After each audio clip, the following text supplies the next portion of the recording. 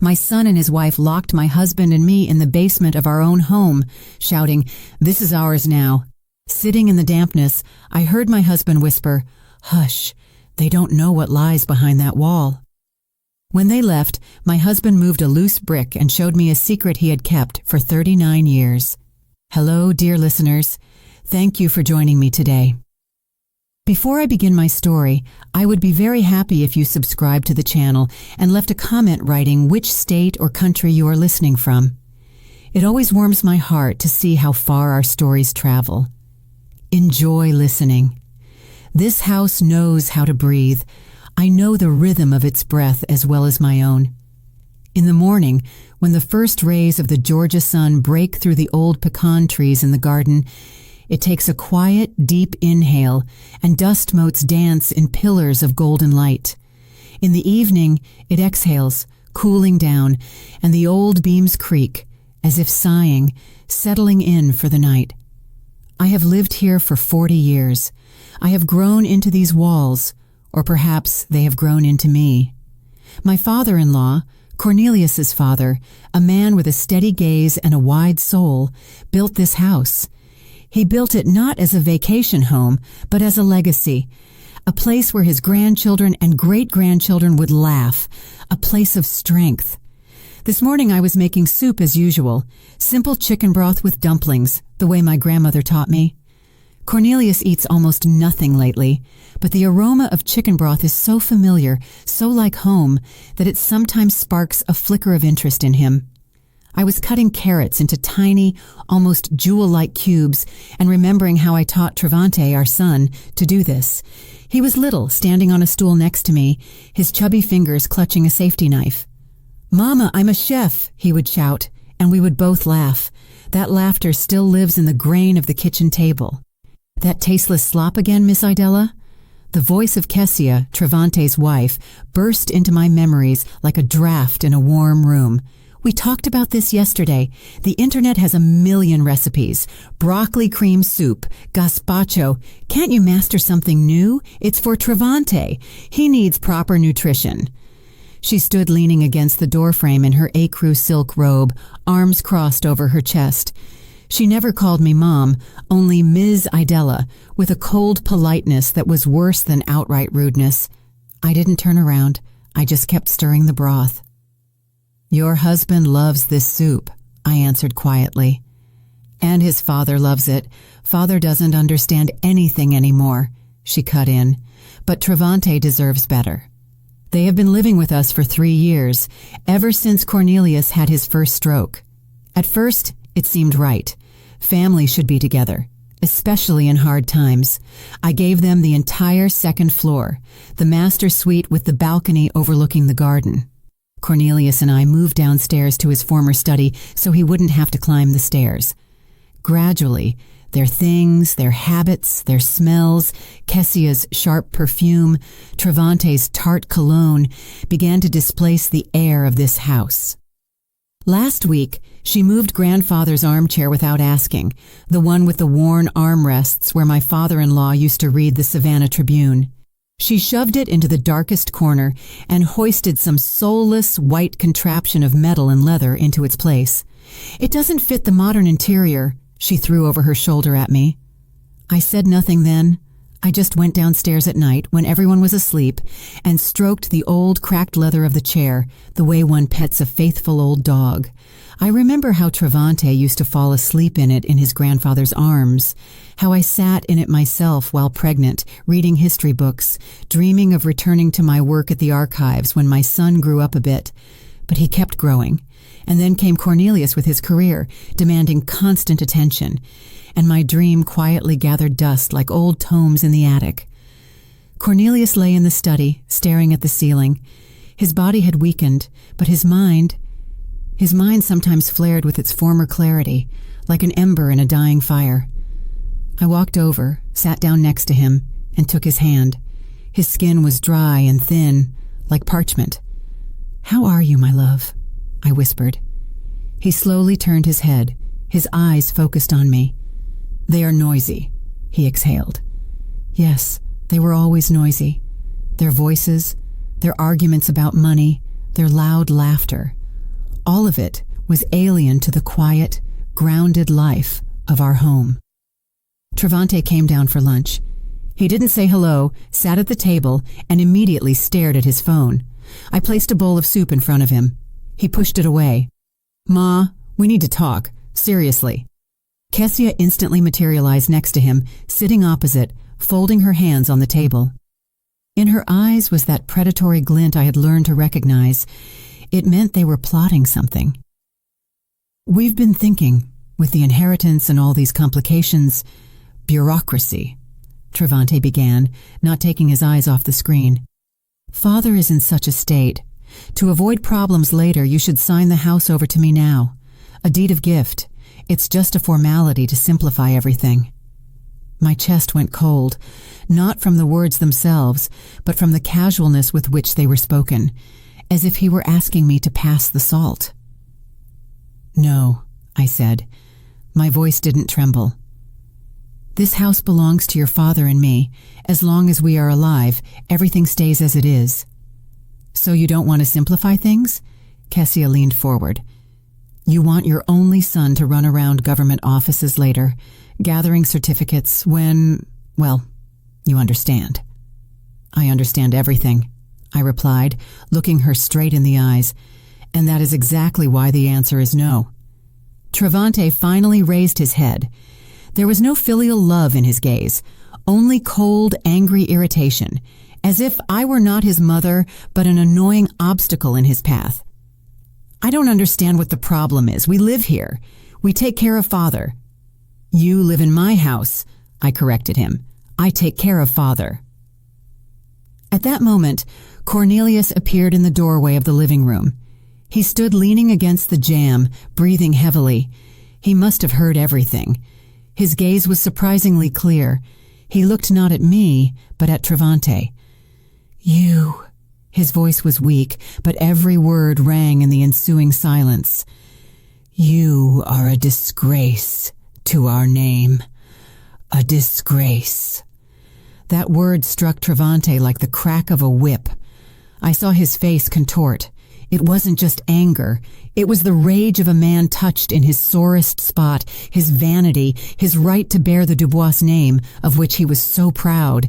His whole life was built on that name. "What?" he screamed, jumping up so fast the chair fell with a crash. "A disgrace? Are you out of your mind? I am the only one continuing this name. This house, it is mine by right. It should have always been mine." He stepped toward his father.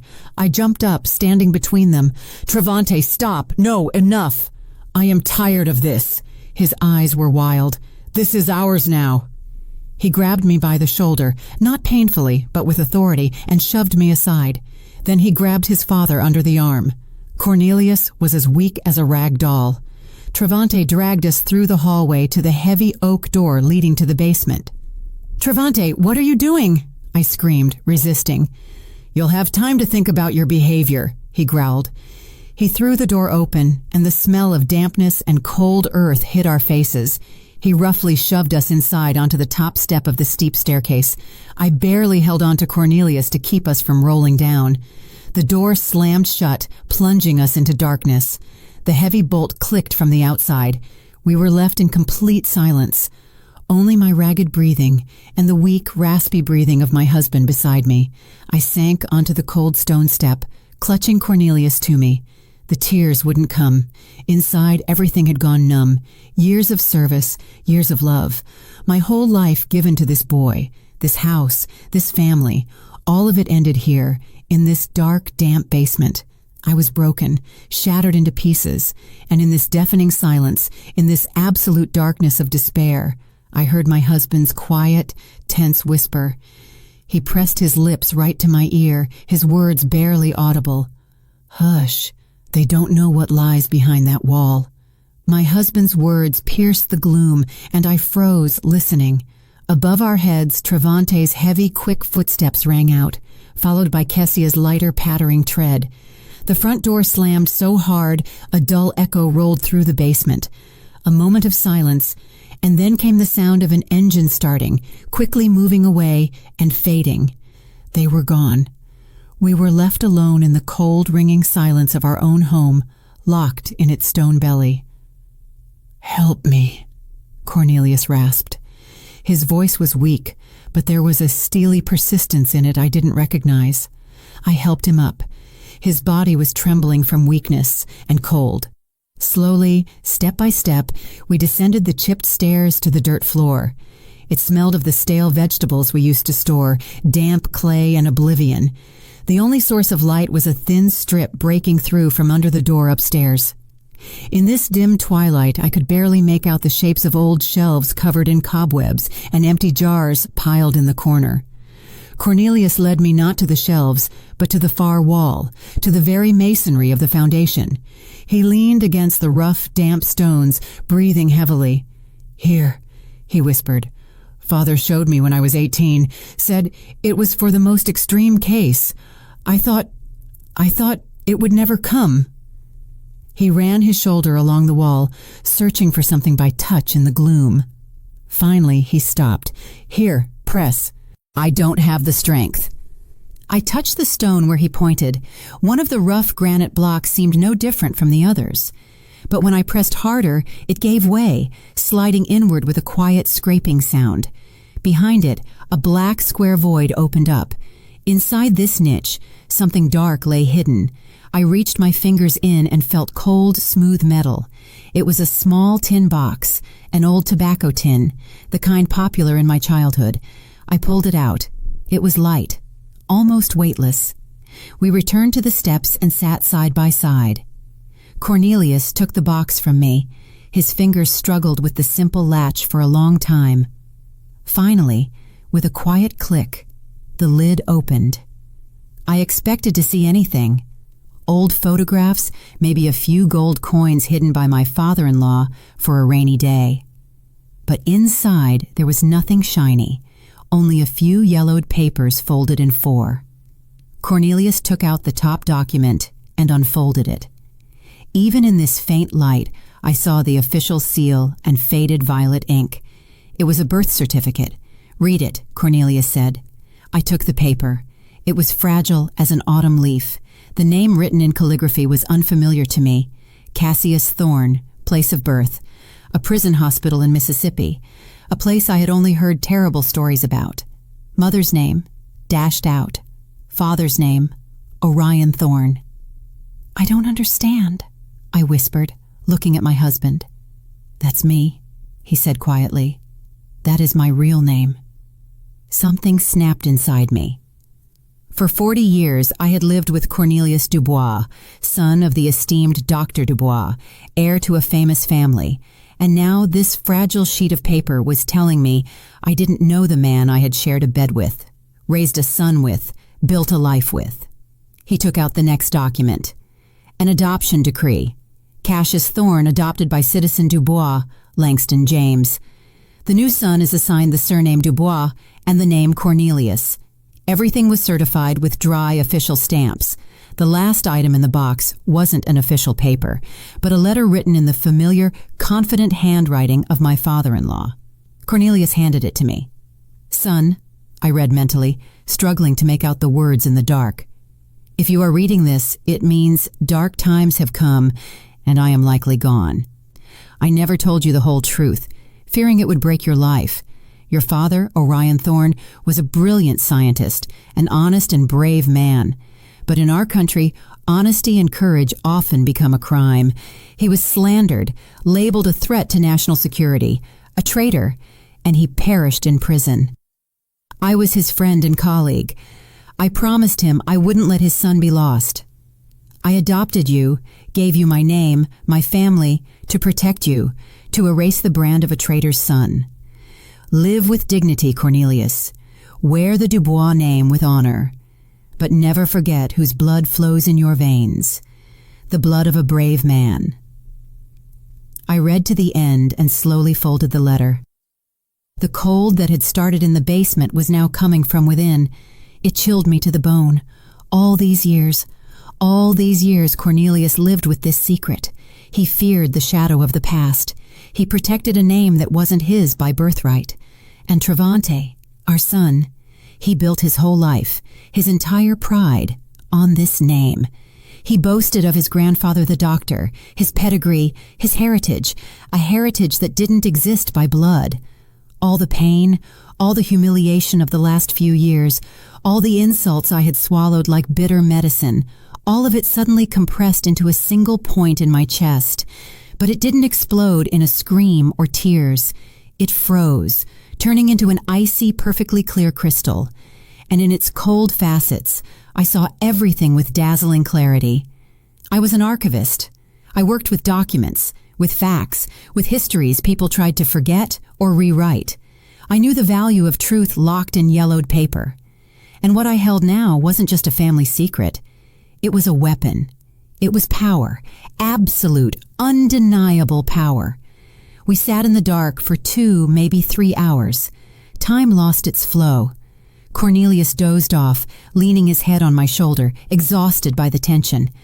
I sat motionless, staring into the darkness, and my mind, for the first time in years, worked precisely and silently, like a well-oiled machine. A plan formed itself, logical and cold. Finally, noise was heard upstairs. The bolt was slid back with a sharp scrape. The door flew open, and bright light hit my eyes. Travante stood on the threshold. His face was smug. "Well, have you thought it over?" he asked with a sneer. "Father, do you feel bad? Should I call a nurse?" He was clearly playing at magnanimity. It was part of his game. "Yes," I said, rising. My voice sounded steady and calm, surprising even myself. "He needs care. Give me the phone. I'll make a call." He was momentarily confused by my submission, but then smirked, handing me his mobile.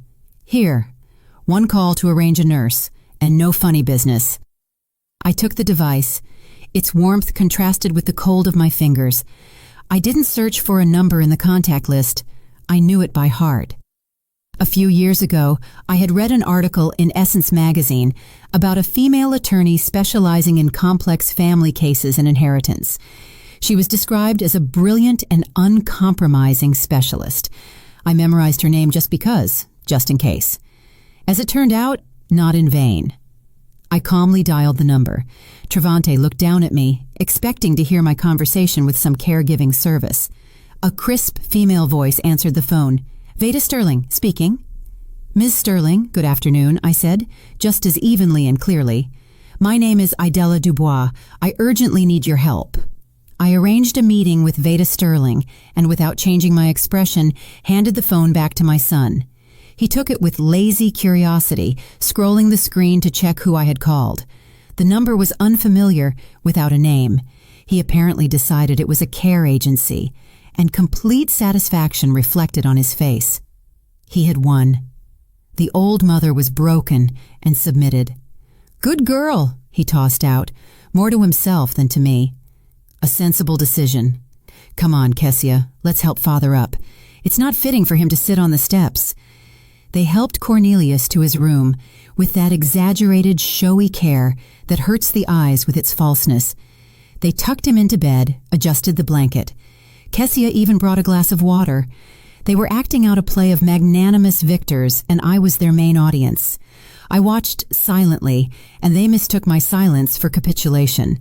That was their first and main mistake. In the following days, a strange, unnatural silence reigned in the house. I performed my duties with mechanical precision, cooking broths for Cornelius, cleaning rooms, doing laundry. I moved through the house like a ghost, a shadow of myself, and this suited them perfectly. They stopped noticing me, the way one notices old furniture. I became part of the interior, convenient and mute, and this gave me what I didn't have before, the opportunity to listen and see. They stopped hiding. They decided they could talk about everything in front of me. After all, a broken spirit is incapable of resistance. One morning at breakfast, while I was silently serving biscuits, Kessia, flipping through some glossy magazine, said to Travante, "Honey, I've been thinking. That wall between the living room and Father's study, it's not load-bearing. If we tear it down, we'll get a huge space, a studio. We can put a white marble bar counter right here." I froze for a moment with the skillet, the wall she wanted to demolish. My father-in-law's desk stood against that wall where he wrote his last medical journals. Against that wall, Cornelius taught little Travante to write his first letters. There, on the wallpaper, if you looked closely, you could still make out a faint pencil mark. Our son's height at 5 years old. She spoke of it as if it were just an annoying hindrance on the way to a bar counter. "Great idea," Travante responded, not looking up from his coffee. "The study will be free soon anyway, and the library? Well, the books can be sold for scrap or recycled. Who reads them nowadays? Recycled. Books my father-in-law collected all his life. Rare editions on Black history, leather-bound volumes with gold embossing, books signed by the great minds of the Harlem Renaissance. Recycled." I placed the plate of biscuits on the table. My movements were fluid. Not a muscle on my face twitched, but inside me, something cracked and broke off. The last shard of maternal illusion that there was still something left in my son of the boy who listened with delight as his grandfather read aloud to him. They saw my calmness and mistook it for apathy, for senile detachment. They didn't understand that this was the calmness of a surgeon studying the chart of a diseased organ with cold attention before picking up a scalpel. Every word, every gesture was for me a symptom of a disease, their disease, the name of which was greed and vanity. The apotheosis of their delusion came on Tuesday evening. They approached me as I sat by Cornelius's bed, reading old poems to him aloud. They entered with the same serious, concerned faces one wears when visiting the hopelessly ill. "Mom," Travante began in a tone full of fake sympathy. "Kessia and I have discussed everything. We understand how hard it is for you. All these worries, the house, father. You've laid your whole life down for us. You deserve a rest." Kessia immediately chimed in, placing her manicured hand on my shoulder. The touch was light, but I felt the cold seep under my skin. "We found a wonderful place for you, Ms. Idella, a senior living community, not some nursing home.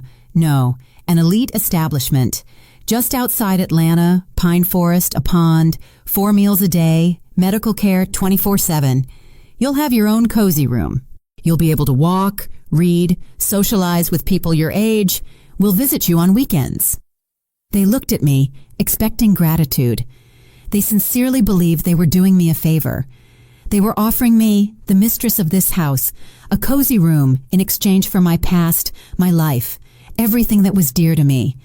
They were proposing to tear me from the soil I had rooted into and transplant me into a government-issue pot so I would quietly wither there, not hindering them from building their life on the bones of mine. I raised my eyes to them. I looked at Travante, at his face so like my father's, and at the same time so alien. I searched in him for at least something, a shadow of doubt, a spark of shame, but found none. There was only confidence in his own righteousness and slight annoyance that he had to waste time on these sentiments. At that moment, the last drop of my maternal love died.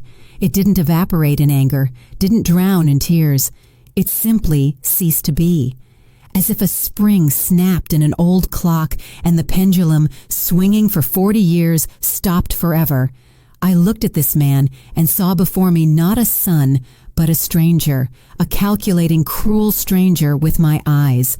And this realization brought not pain, but a strange, cold liberation. I owed him nothing anymore, neither love nor forgiveness nor pity. "That is a very generous offer," I said quietly. My voice sounded hollow but steady. "I need to think." Of course, think about it," Travante rejoiced, clearly pleased the scene had passed without tears or reproaches. "We just want what's best for you." They left, leaving behind a trail of expensive perfume and absolute confidence in their victory. I remained sitting in the silence, broken only by the breathing of sleeping Cornelius. I looked at our photos on the dresser. Here we were young, at our wedding. Here we were with little Travante on the beach at Tybee Island. A whole life captured in these frames. A life built on love, sacrifice, and, as it turned out now, on lies. But even that lie was nobler than the ugly truth my son and his wife revealed to me today. I no longer felt like a victim. The feeling of resentment evaporated, leaving behind a void and a cold, ringing determination. They themselves erased everything that bound me to them. They freed me from the shackles of maternal duty. They underestimated me. They saw before them a weak old woman. They didn't know that quiet archives store documents capable of changing the course of history, and that a quiet woman who worked with those archives all her life knows how to use them. Tomorrow I have a meeting with Veda Sterling, and I will come to it not with a request for help, but with a ready battle plan. The next day I told Travante I needed to go into town, to the pharmacy for a rare medicine for father that wasn't available at our local one. He gave me money for a taxi with an air of performing an act of the greatest charity. Kessia even helped me put on my coat, straightened my collar like one does with a child. "Don't be long, Ms. Idella. Lunch needs to be ready." I nodded and left the house, feeling their condescending gazes on my back. They were watching an obedient old woman heading out to run errands. They didn't know I was going to war. Veda Sterling's office was located in a modern building in downtown Savannah with high ceilings and quiet corridors. She herself turned out to be a woman of about 40 with a sharp, piercing gaze and a complete absence of fussiness. She didn't gasp, didn't offer sympathy. She listened. I spoke evenly, without emotion, laying out the facts, the humiliation, the demands, the deed of gift, the basement. When I finished, she was silent for a few seconds, looking at me. "Do you have any documents confirming your rights to the house?" she asked finally. Her voice was calm, but steel could be felt in it. "I have something more important," I answered, and took the tin box from my bag. I laid its contents on the polished table. The birth certificate in the name of Cassius Thorne, the adoption document, my father-in-law's letter. Veda put on her glasses and began to study the papers. She read slowly, attentively, as if absorbing every word. I saw her expression change. Professional interest was replaced by surprise, and then by the concentration of a strategist who has been dealt a winning trump card. She raised her eyes to me. There was no longer simple concern in them. There was excitement. "Mrs. Dubois, this changes everything. Absolutely everything. The Dubois name isn't just a surname. In certain circles, it is capital. Your son built his career, his connections, his entire status on this name. If it turns out he has no blood right to it—" "I understand that," I interrupted her. "I want my house and my peace back." "You will get much more," she said, and notes rang in her voice that stirred me. "You will get justice, but I need time. I need to check some details. The name, Orion Thorne. It vaguely reminds me of something. Let me work with this."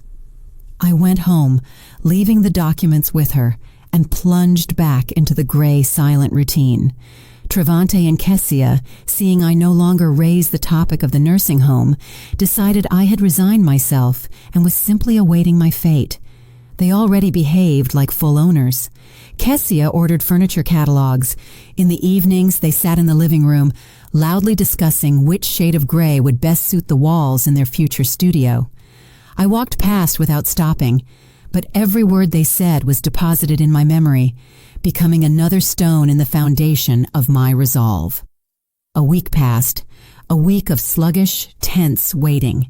And then Veda Sterling called me on the old landline when Travante and Kessia weren't home. "Mrs. Dubois, can you talk?" Her voice was tense. Suppressed excitement sounded in it. "Yes, I am alone.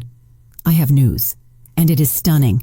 I pulled the archives, unofficial ones, of course. I had to use my father's old connections. He was a historian. What I found explains why Langston Dubois was so afraid of his adopted son's past." She paused, and I heard her catch her breath. Orion Thorne wasn't just a political dissident. That's too mild a word. He was one of the leading theoretical physicists of his time, a genius destined for great things. In the late 60s, he was part of a project of national importance, but he had his convictions. He refused to participate in development that, in his opinion, could lead to catastrophe. They tried to convince him, then force him. He didn't yield, and then they broke him. They fabricated a case.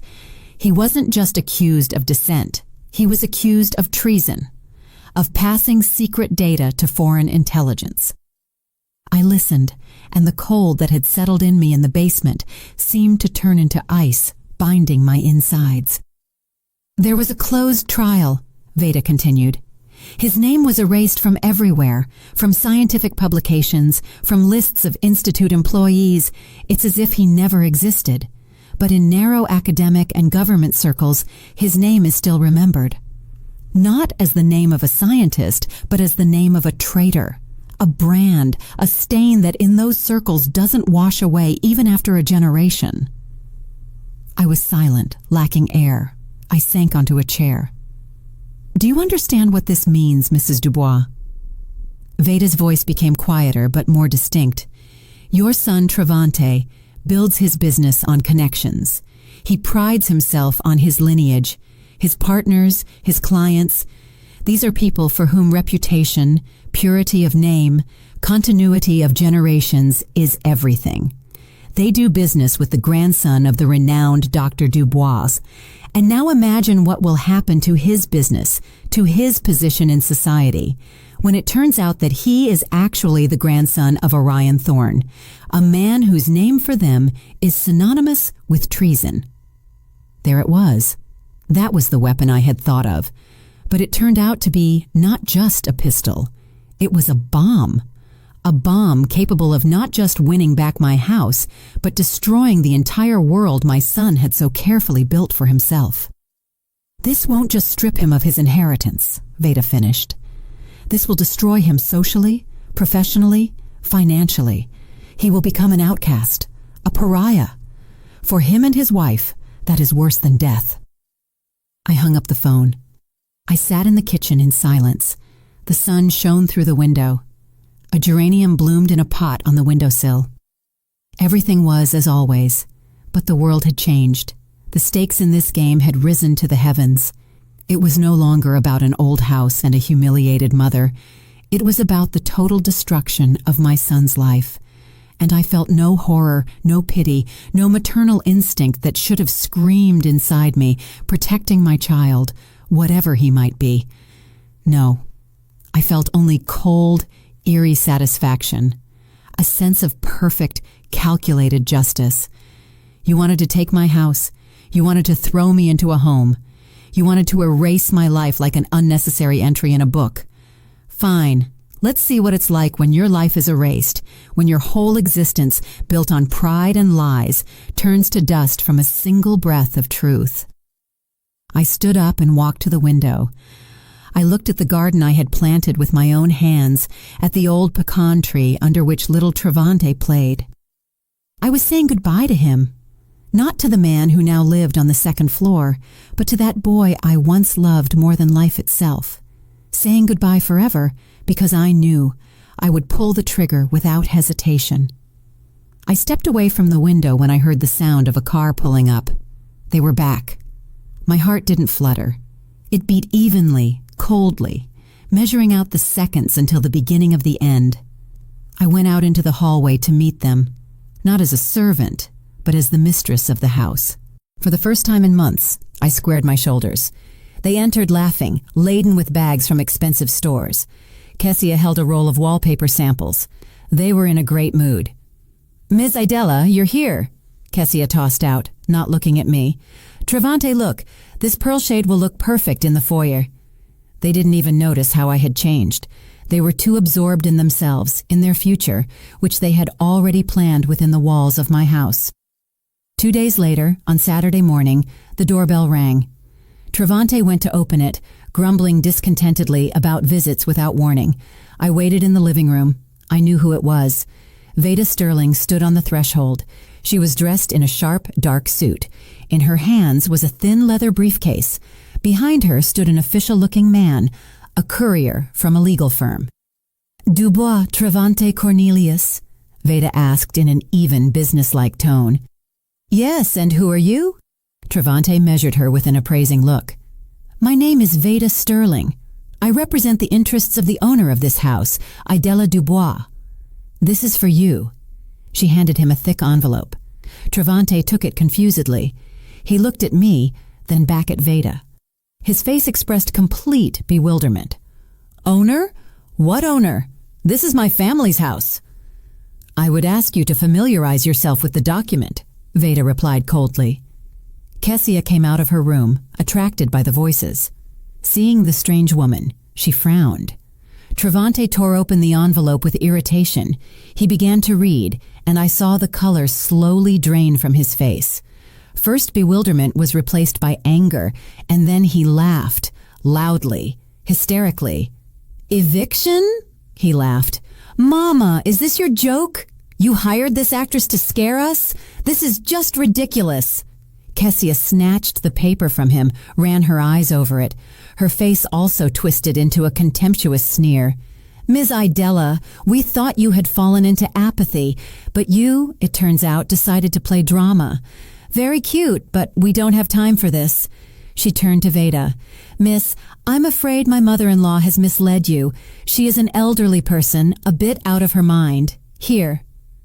With a triumphant air, she walked to the credenza, took a folder from a drawer, and pulled a document out of it. Here is the real document, the deed of gift. The house belongs to my husband, Travante Dubois, so you can use your papers as you see fit. She handed the document to Veda. Veda took it without even glancing at me. She held the paper up to the light, studied it carefully. I saw her calm, focused face. Interesting document, she said finally, returning it to Kessia.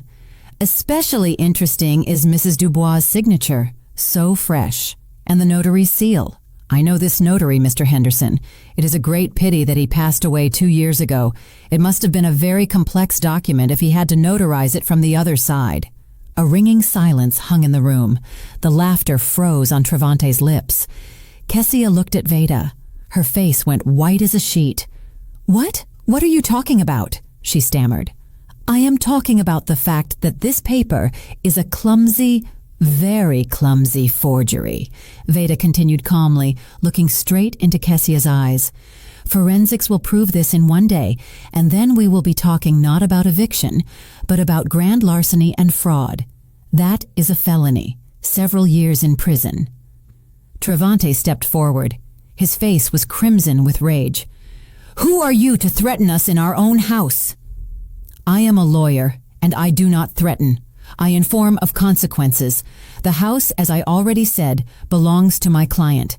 This is confirmed by the will of her late father-in-law, Langston Dubois, the original of which I have. It clearly states that the sole heir to all his property is his daughter-in-law, Idella Dubois, in gratitude for her care of the family. Your father, Cornelius, was aware of this and never contested his father's will. She pronounced the word father with a barely perceptible pause. It was the first prick. Travante and Kessia exchanged glances. In their eyes, for the first time, I saw not anger, not contempt, but fear, real animal fear of a beast cornered. They realized this wasn't senile dementia. This wasn't the impulsive act of an offended woman. This was a well-planned attack. We will contest it, Travante shouted. We will prove she is incompetent, that you tricked her. I am the only Dubois, the direct heir. I have a right to this house. Veda Sterling nodded slowly, as if she expected exactly these words. She took a step forward. Her voice became quieter, almost confidential, but all the more ominous for it. You can certainly try. Court proceedings, contesting the will. But keep in mind, Mr. Dubois, to contest Langston Dubois's will, you will first have to prove to the court that you have a legal right to it, that you, as you put it, are a direct heir, and for that, she paused again, letting every word soak into the air. It will require a full and public clarification of the Dubois family genealogy, with all necessary genealogical examinations and the unearthing of archival documents to establish, so to speak, the purity of the family line. She fell silent, and in that silence I heard my own heart beating loudly. She didn't say anything directly. She didn't mention the name Thorne. She didn't speak of treason. She just threw that phrase onto the table, full and public clarification of genealogy, and that phrase exploded in the room like a silent bomb. Kessia swayed and grabbed the back of a chair. Her face expressed horror and complete lack of understanding. But Travante understood everything. He didn't know the details. He didn't know the whole truth. But he heard in Veda's words a threat aimed at the very heart of his world, at the foundation of his identity. He paled so much his lips turned blue. They looked at me, at the quiet, gray-haired woman who had stood silently by the fireplace all this time. And in their eyes, I finally saw what I had been waiting for. Not just fear, but realization. Realization that the old woman they had written off, whom they had locked in the basement, whom they were going to ship off to finish her days in a home, held the threads of their fates in her hands, and she was ready to cut them. Veda Sterling nodded to me, turned, and walked out. The courier followed her. The door closed with a quiet click that sounded like a gunshot in the deafening silence. We were left, the three of us, me, my son, and his wife. The air in the room thickened, became heavy. It was hard to inhale. Travante was the first to recover. His initial shock was replaced by rage, dark, animalistic, sweeping away everything in its path. "What was that?" he screamed, turning to me. His face contorted, became alien, vicious. "What have you done? You decided to destroy your own family? You conspired with that shark to throw us onto the street?" He advanced on me, and for a moment I saw in his eyes the same madness as on that day he pushed us into the basement. But there was no fear in me. I stood motionless, looking him in the eyes. "You don't understand what you've gotten yourself into," Kessia chimed in. Her voice was breaking into a squeal. She paced the room like a bird in a cage. "Genealogy? What genealogy? What did she mean? Have you been hiding something from us? Some shameful secrets?" They screamed, accused, threatened, said they would put me in a mental institution, prove my insanity, that I would disgrace the Dubois' name. They threw words like stones, trying to breach my silence, to force me to be afraid, to retreat. But their stones bounced off my calm confidence like peas off a stone wall. I remained silent and watched. I let their fury burn out, turn to ash. And when the stream of threats ran dry, when they fell silent, breathing heavily, exhausted by their own anger, tactics changed. They saw that I could not be taken by shouting and force, and then they decided to press on other strings, on those which they thought still resonated in my soul. Kessia was the first to sink into a chair and cover her face. Her shoulders shook in soundless sobs. It was an act, I knew, but a skillful one. "Ms. Idella, Mama," she sobbed. "How can this be? We are family. We love you. We wanted what was best. We thought about your future, your peace of mind. Yes, maybe we were wrong, we got heated, but is it worth destroying everything over this?" Travante walked over and squatted in front of me. He tried to take my elbow, but I pulled away slightly, and he removed his hand. He looked up at me. There was no more rage in his eyes. Now feigned grief and filial hurt splashed there. "Mama," he said quietly, soulfully, "remember everything that happened. Remember how you raised me. You gave me everything. You sacrificed your career, your dreams, for me, so that I would become who I am. Can you really destroy all of that yourself now? Were all those sacrifices just to kick me out of my own home in the end?" He spoke of my sacrifices. He who had never appreciated them in his life. He who took them for granted. Now he pulled them out like an old dusty banner, trying to hide behind it. "I am your son, Mama." His voice trembled, and this time it seemed almost sincere. "Fear is a good actor. Your only blood, your continuation. Everything I do for the future of our family, our name, so that the Dubois name sounds even louder. That is your honor too, father's honor, grandfather's honor." He spoke, and I looked at him. And for the first time in all this time, I felt something other than cold anger and determination. It was pity, deep, piercing, almost unbearable pity, not for my son, but for this man sitting at my feet, for a man whose life turned out to be a house of cards built on the sand of someone else's surname. He clung so desperately to this name, to this myth, because he had nothing else. Without the Dubois name, he was a nobody. He waited for an answer. He waited for tears, reproaches, maybe even forgiveness. He waited for the maternal heart to falter. But it was silent. It had turned to stone that day in the basement. I sighed slowly, and when I spoke, my voice sounded in the silence of the room so calm and distinct that they both flinched. "The house is the least of your problems, Travante." He looked at me uncomprehendingly. "You have lived your whole life," I continued, looking him straight in the eyes, never looking away, "appropriating a legacy that was never yours. The respect you demanded, the name on which you built your life, your business, your pride, all of it is a ghost." I fell silent. I didn't explain anything. I didn't name Thorne. I didn't tell the story of his real grandfather. I just left that phrase hanging in the air between us. A ghost. I saw his brain working, how he frantically tried to understand what I meant. I saw fear begin to take shape in his eyes, the shape of something unknown, but monstrous. "What? What are you saying?" he whispered. "What legacy? What name? I am a Dubois. My father is Cornelius Dubois. My grandfather is Langston Dubois." "Your grandfather Langston Dubois was a great man," I said quietly, "and very noble. He gave your father his name to save him.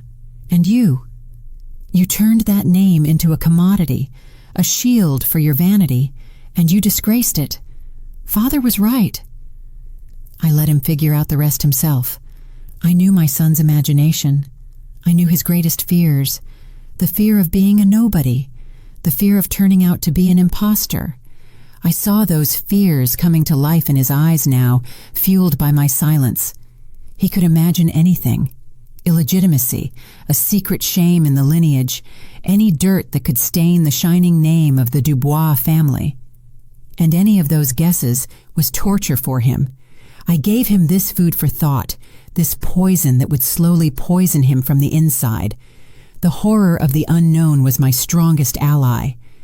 Kessia looked from me to her husband, understanding nothing. She only saw that her strong, confident Travante was sitting on the floor, crushed by a few of my phrases. I stood up. I felt very tired, but at the same time surprisingly light. "You were given 3 days to move your things out," I said, heading for the door of my room. "I would advise you not to waste this time on arguments." I entered the room and closed the door behind me. I didn't hear what they said after that. I just went to the bed where Cornelius was sleeping and sat down next to him. I took his hand. It was warm. I looked at his peaceful face and thought about what a heavy burden he had carried all his life, and what a terrible price our son paid, because that burden was never lifted in time. 3 days passed in a thick, tense silence. They didn't move out. I saw them whispering for hours, locked in their bedroom. Their phones didn't stop ringing. I knew they wouldn't give up. They were preparing their last desperate move, and I was ready for it. On the evening of the 3rd day, Travante entered my room. He was dressed in an expensive suit. His face was pale but determined. A kind of feverish, unnatural confidence had appeared in him. "Tomorrow at 11 a.m. at our townhouse," he said in a clipped voice. "Family council. Everyone will be there. Uncle Peter, Aunt Vera, my main business partners. You must be there, and bring your lawyer too. Let's see who wins." He turned and left without waiting for an answer. It was a challenge, their final gambit. They decided to move the battlefield to their territory, surround themselves with allies, and crush me with public opinion. They were going to stage a show trial where I would be the accused, out of my mind. A vengeful old woman who had fallen under the influence of a predatory lawyer. They wanted to declare me incompetent and thus take control of both me and the house. It was a smart move. But they underestimated me again. The next day, precisely at 11 o'clock, Veda Sterling and I entered the living room of their city apartment. It was a huge, faceless space furnished with expensive but cold furniture. And it was full of people. Our relatives were here, whom I hadn't seen for several years. Cornelius's cousin Peter, an important city official, his wife Vera, draped in pearls. There were also people unfamiliar to me with hard business faces, obviously those very partners whose opinion Travante valued so much. Travante and Kessia stood in the center as masters of the situation. Kessia was pouring water into glasses, portraying the gracious hostess. Travante carried himself with that emphasized solidity that was supposed to inspire trust. When we entered, all conversation ceased, all eyes turned to me. I felt their curiosity, judgment, pity. To them, I was the cause of an awkward family drama. Veda and I sat on the offered chairs a little to the side. I was silent. My heart beat evenly. I felt no fear. I felt at home, in my archive. Before laying out old documents on the table to restore the truth, Travante began to speak. His voice was full of sorrow and nobility. He spoke of how he loves and respects his mother, how hard it is for him to see her condition. He hinted at clouded reason, at senile touchiness, at how easily elderly people are manipulated. He never called Veda by name once. He spoke only of this woman, an unscrupulous lawyer who wormed her way into the trust of a sick person for profit. He told how he and Kessia took care of father and mother, how they wanted to ensure a quiet, secure old age for them in the best facility. His speech was calibrated. Every word hit the mark.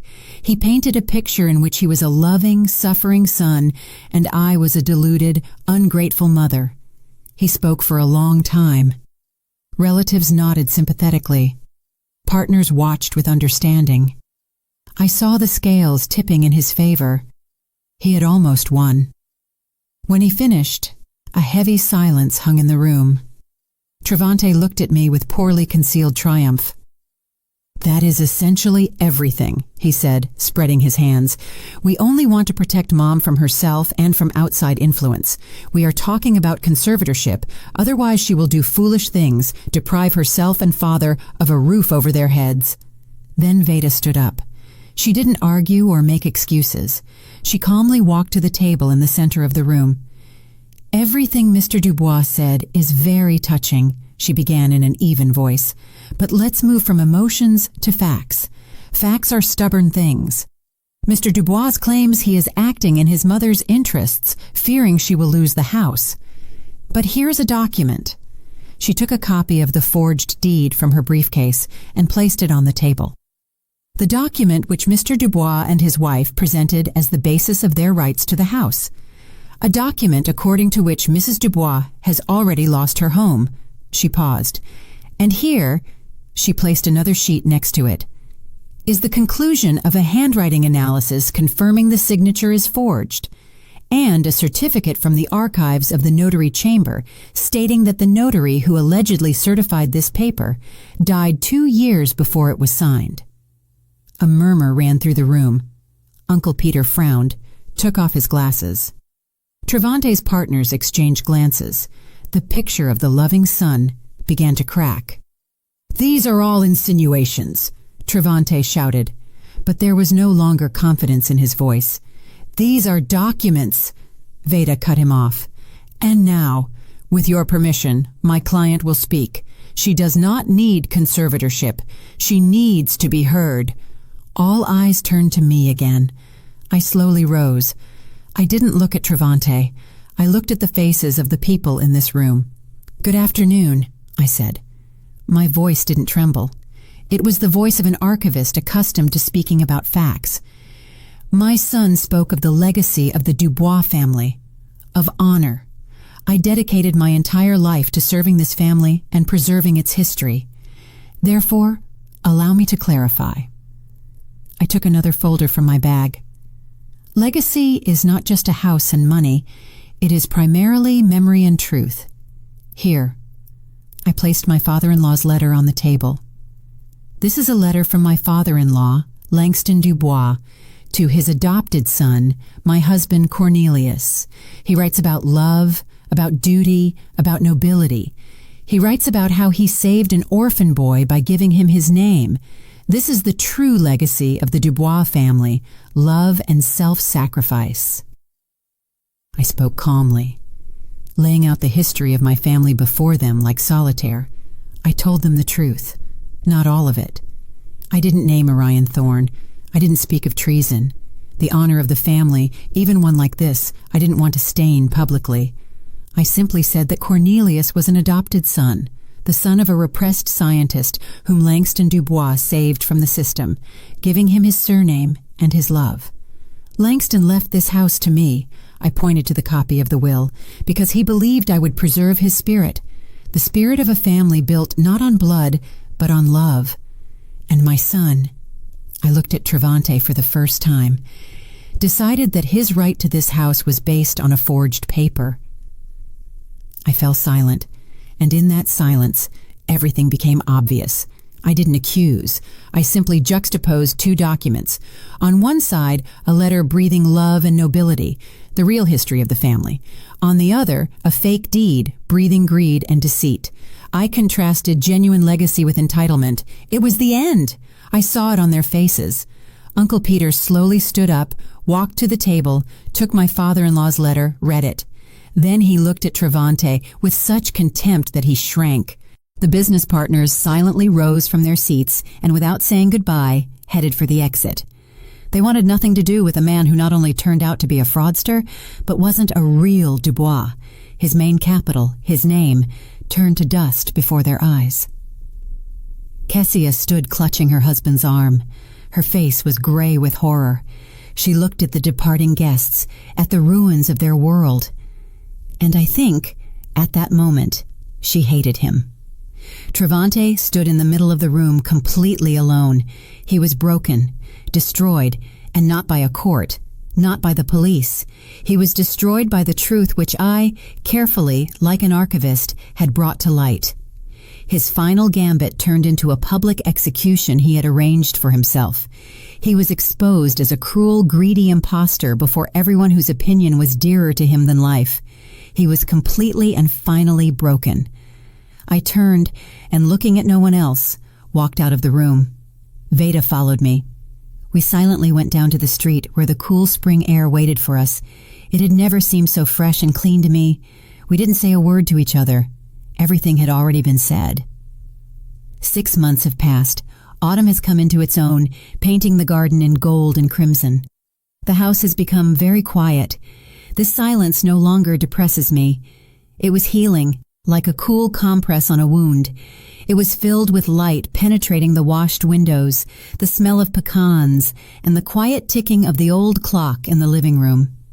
Cornelius passed away at the end of summer, quietly, in his sleep, in his bed. His exhausted heart simply stopped.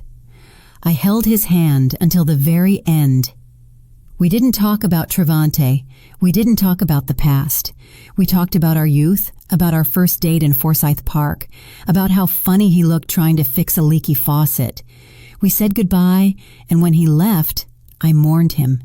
Not the husband bearing someone else's name, but my Cornelius, the only man I loved. I buried him next to his adopted father, Langston Dubois. Two noble men, whose stories turned out to be so closely intertwined, now lay side by side. Travante was not at the funeral. He and Kessia disappeared. They moved out of the city apartment, selling it to pay off debts I hadn't even suspected. Their world, built on the prestige of the Dubois name, collapsed in a single day. Partners turned away. Friends stopped answering calls. The society in which they so wanted to shine expelled them. I heard from distant relatives that they moved to some small provincial town in Alabama, where Kessia found a job as a receptionist in a beauty salon. Nothing was heard of Travante. He didn't call, didn't write. For me, he simply ceased to exist, like the ghost I once spoke of. I felt neither gloating nor hatred, only emptiness in the place where maternal love used to be. Today I went down to the basement, but it was no longer the dark, damp crypt where my rebirth once began. I hired workers. They cleaned it out, whitewashed the walls, installed bright lighting. Along the walls now stood not dusty shelves with jars, but new pine ones, smelling of resin. In the center, a large, sturdy work table, my table. This basement, once my prison, became my sanctuary, my personal archive, the place where I finally returned to myself. I slowly laid out old photographs, letters, documents on the table. All my life, I had been the keeper of other people's stories, the history of the Dubois family, the history of my husband, the history of my son. I carefully collected them, cataloged them, protected them. Now the time has come to collect my own. I took a new album with blank pages in a hard leather binding. On the first page, I neatly placed Langston Dubois's letter, a document about love and nobility that became the cornerstone of this story. Next to it, I placed a photograph, not my wedding one, not a photo with my son, but another, small black and white one taken many years ago. In it, a young girl with glasses and short hair sits at a desk piled with old tomes, looking into the lens with delight. That was me, Idella, a 20-year-old history student at Spelman College, in love with her profession, full of hopes and plans. The me I had buried myself under the rubble of family obligations and sacrifices. I looked at this girl and smiled. I had been walking back to her for so long, through 40 years of serving others, through betrayal and pain, through the cold of the basement. I finally found her. I was no longer just a keeper. I became an author, the author of my own story, in which I myself decided what was important and what needed to be left in the past. I didn't cross anything out of it. Neither the joy of motherhood nor the bitterness of disappointment. But now I placed the accents myself. I gave events the meaning I considered true. I finished my work and walked to the small high window of the basement, which the workers had cut through at my request. It looked straight out into the garden. From down here, the world looked different. I saw not the trunks of trees, but their roots going deep into the earth. I saw fallen leaves that would become soil for new life in the spring. I placed a cup of hot tea on the windowsill. The aroma of Earl Grey mixed with the smell of earth and wilting foliage. Steam from the cup rose to the glass, and the world outside the window became a little blurry, like an old watercolor. I took a sip. It was quiet in the house, quiet in my soul. For the first time in many, many years, I didn't feel like someone's wife, someone's mother, someone's daughter-in-law. I was simply Idella, a woman looking out the window of her house at her garden, a woman no longer defined by her past sacrifices, but defined by that calm, conscious future she built for herself. I was free, absolutely, completely, until my very last breath. Free. That is where my story comes to an end. Thank you for spending this time with me. If it resonated with your soul, please like and subscribe to the channel. Your feedback is the greatest support for me. I wish you peace in your heart and warmth in your soul. Until we meet again. Such a complicated but very deep story, dear listeners. A story about sacrifice, betrayal, and that terrible price one sometimes has to pay for one's own freedom and dignity. It makes you think about a lot, doesn't it? The main question left hanging in the air is the question of boundaries. Where is that line beyond which a mother's all-forgiveness ends and the fight for one's own life begins? Did Idella act correctly by destroying her own son's world, even in response to his monstrous cruelty? Was it an act of just retribution or cold, calculated revenge? Each of you, I am sure, has formed your own opinion. Perhaps someone will condemn Idella for her ruthlessness, and someone, on the contrary, will admire her strength and determination. Perhaps you still have questions about the fate of the characters, or some detail of the story sparked particular curiosity. Share your thoughts in the comments below this video. I am always incredibly interested to read your reasoning and see how differently the same story resonates in people's hearts. Your opinion is very important to us. If this story touched you, please don't forget to like and subscribe to our channel. Every like, every new subscriber is a huge support for us and an incentive to continue looking for and voicing new, no less exciting stories for you. It is important for us to know that our work finds a response. Did you like the story, and which city are you listening from? Let's meet in the comments. If you like the story, you can support me by sending a super thanks so I can keep bringing more stories like this. Thank you so much for your sweet support. I'm looking forward to your comments on the story. On the screen, you can see 2 new life stories that I highly recommend. There's so much more on my channel. Don't forget to subscribe. See you in the next life story with love and respect.